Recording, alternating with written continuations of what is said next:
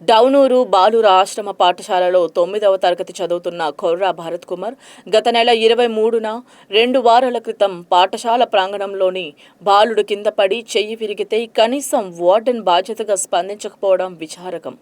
నర్సీపట్నం ఆసుపత్రిలో వైద్య పరీక్షలకు 3,000 రూపాయలు ఖర్చయితే వార్డెన్ చేతులు దులుపుకుంటూ కేవలం మందుల ఖర్చు కోసం 195 రూపాయలు మాత్రమే ఇచ్చారంటే విద్యార్థి ప్రాణానికి ఆ వార్డెన్ కట్టిన విలువ అదేనా?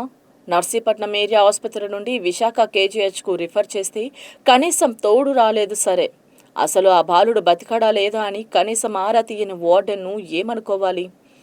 సర్కార్ బడిలో చదివిస్తున్నందుకు తండ్రి కొర్రా నీలకంఠం 35,000 అప్పు చేసి ప్రైవేట్ ఆసుపత్రిలో చికిత్స చేయించుకోవాలని పరిస్థితికి ఎవరు బాధ్యులు? నిర్లక్ష్యానికి కేర్ ఆఫ్ అడ్రస్గా మారిన ఈ వార్డెన్ బాధ్యతారహితంగా వ్యవహరించిన సిబ్బందిపై తక్షణమే కఠిన చర్యలు తీసుకోవాలని పలువురు కోరనున్నారు.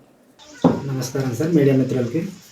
మాది కొండకించంగి గ్రామం, జరల్ పంచాయతీ, జీకేవిధి మండలం, అల్లూరు సీతారామరాజు జిల్లా సార్. మా అబ్బాయి వచ్చేసి కొయ్యూరు మండలం డౌనూర్ స్కూల్లో చదువుతున్నాడు సార్. గత లాస్ట్ మంత్ 23వ తారీఖున స్కూల్లోనే స్లిప్ అయి పడిపోవడం జరిగింది సార్. స్కూల్ హాస్టల్ యజమాన్యం అన్నది ఎటువంటి స్పందన లేదు. దాన్ని బట్టి మేము ఎన్నో అవస్థలు పడి హాస్పిటల్ తీసుకెళ్ళి వాళ్ళకి ట్రీట్మెంట్ అన్నది మేము సొంతంగా చేయించుకోవడం అయింది. ఇప్పటి వరకు 15 రోజులు గడుస్తుంది. స్కూల్ యజమాన్యం అన్నది మాకు ఎటువంటి స్పందన లేదు. వాళ్ళు ఫోన్ చేసినప్పటికీ వాళ్ళు రేసుగా మాట్లాడడం ఇలాంటివి జరుగుతుంది సార్.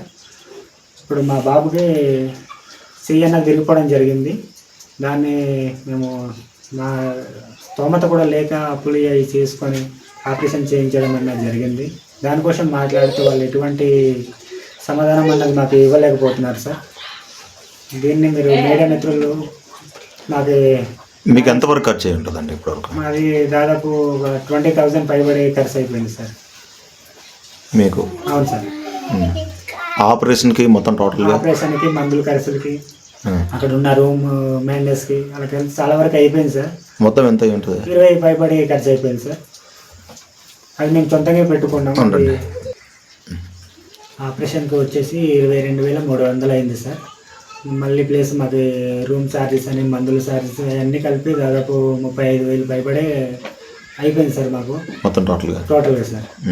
35,000 పైబడిగా అయిపోయింది. ఇంతవరకు దానికోసం మేము స్కూల్ యజమాన్యానికి మాట్లాడితే ఎటువంటి స్పందన అన్నది లేదు వాళ్ళ నుంచి.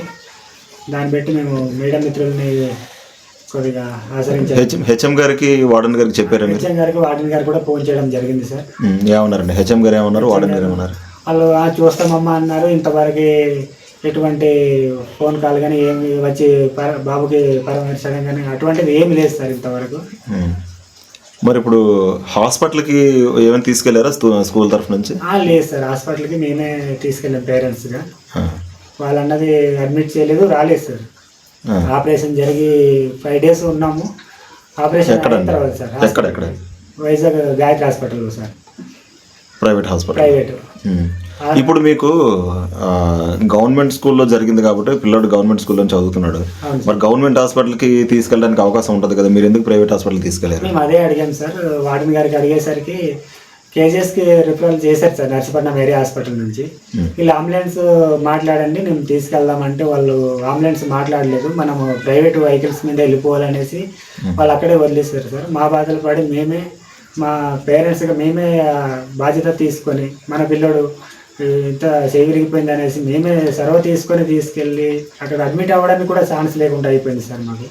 అసలు కేజీహెచ్కి కూడాను వార్డెన్ గారు రాలేదా? వార్డెన్ గారు రాలేదు సార్, నర్సీపట్నంలోనే ఉండిపోయారు సార్. కనీసం మేము బస్ ఎక్కేమో లేదో అన్నది కూడా మాకు వాళ్ళు ఫోన్ చేయలేదు. కాంప్లెక్స్ వరకు కూడా రాలేదు సార్. రాలేదు. బాబుకు చెయ్యి విరిగిపోయిన అన్ని బాధల్లో కూడా మేము ఒక బస్సులో వెళ్ళడం అంటే ఇది చాలా బాధాకరం సార్. ఇలాంటివి మళ్ళీ మా పిల్లడికి జరిగింది ఏదో మేము కొద్దిగా ముందుకు వెళ్ళడం పెట్టి ఏదో మేము వెళ్ళి చేయించుకున్నాం కానీ సార్, ఇంకో పిల్లడికి ఇలా జరగకూడదు సార్. ఇలాంటి నిర్లక్ష్యం అన్నది చేయకుండా ఉండాలంటే కొద్దిగా మీడియా మిత్రులు అన్నది దీన్ని కొద్దిగా బయట తెలియపరచాలి సార్.